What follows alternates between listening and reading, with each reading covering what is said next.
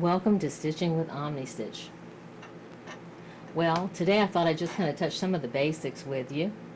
And you know, there's so many beautiful things that you can do with your Omni Stitch. Couching many cords. You notice that I've used a baby lock embellisher to do some of the other work, but these wonderful cordings were all couched with my Omni Stitch.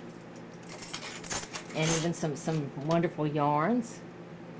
And so what I basically want to talk to you before we get started is about some of the items that you might want to look around. It's hard to find anybody that has them. I'm trying to locate a source because I know many of you asked me about the feeders. And for the Omni Stitch, you'll notice that we have some various types of feeders. We have a small yarn feeder.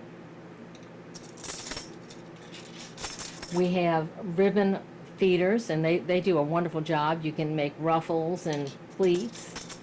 There's a slug sequin placer, which is really a neat little item. We have a large yarn feeder.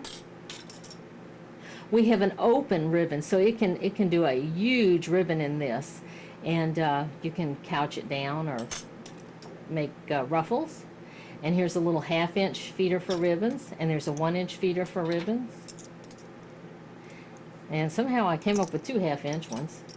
There's a large cording foot that we ordered, and we ordered it from a fellow in England, quite expensive. The small cording foot, and then a medium cording foot.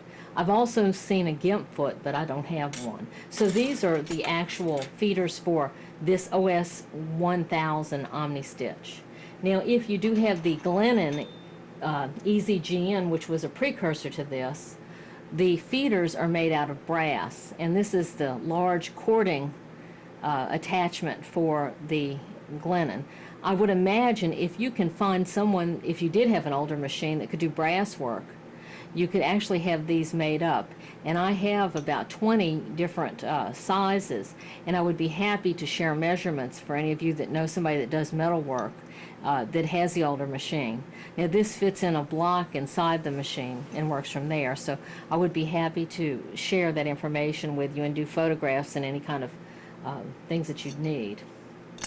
Also, I'm asked all the time, where do you find needles for this machine? Well, I want you to know that this takes a 16 by 231 industrial needle with a round shank. Now, of course, you know that the size number, the larger the size number, the bigger the hole for the threading, and so there's some different ones. Oregon Needles has them, Schmerz, and this is another Oregon needle. So these are readily available at any place that you can buy industrial needles. You'll also need the little tool for putting the feeders on and off, and it's just a little fancy Allen wrench. And then many of us use these wonderful little dental floss feeders that go through braces. You can get them at any pharmacy, and they open. You can use them. There's a bunch. I love these things. Now, as far as the things you can use in this machine, it is just limitless. It's to your imagination. And I know that Murtis and I both use these big spools that we've rescued from some stores for ribbon, but this is one of my favorites. I don't know where to find it anymore. It's been a long time since I've seen it, but it's actually a ribbon that's got little tufts in it, and when it lays down, it is just so cute.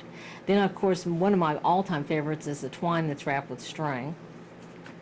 Pearl cotton can be put through it. I'm telling you.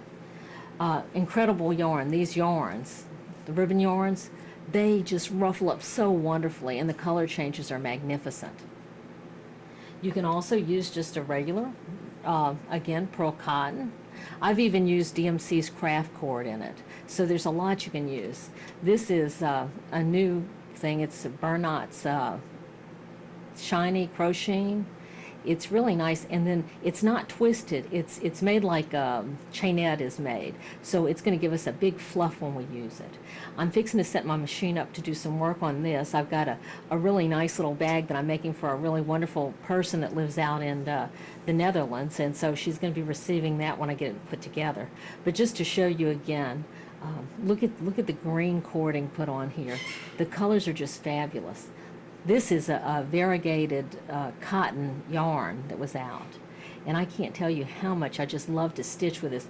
And actually, if you look, even the stitching quality, from just running the machine, I zigzagged it back and forth to make some of these stitches, straight stitched. I love it just for just laying down stitches. So there's so much that you can do with it. We're going to get into doing some couching in just a minute, and so I'll see you soon. Goodbye.